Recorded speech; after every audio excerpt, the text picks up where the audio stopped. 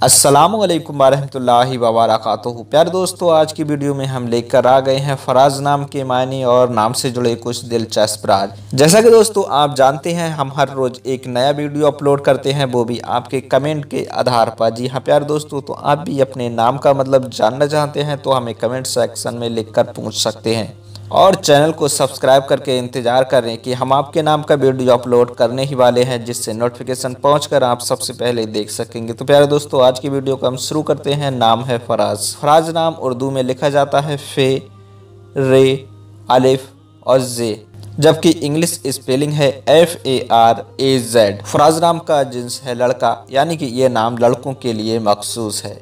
फराज नाम का मजहब है मुस्लिम, यानी कि ये नाम मजहब मुस्लिम में इस्तेमाल किया जाने वाला एक खूबसूरत नाम है।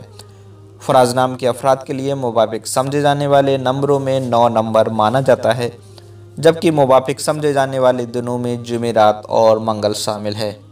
फराज नाम के अफराद के लिए मुवाफिक समझे जाने वाले रंगों में पीला, सब्ज और सुर्ख रंग शामिल है, जबकि मुवाफिक समझे जाने वाले पत्थरों में फिरोजी पत्थर माना जाता है। फराज नाम के अफराद के लिए मुवाफिक समझे जाने वाले धातुओं में हिंदुओं के हिसाब से कांसी माना जाता है। दोस्तों, अगर फराज नाम के मायने की बात करें तो मायने होते हैं ऊंचाई, रफ़ाअत और इर्तिफा।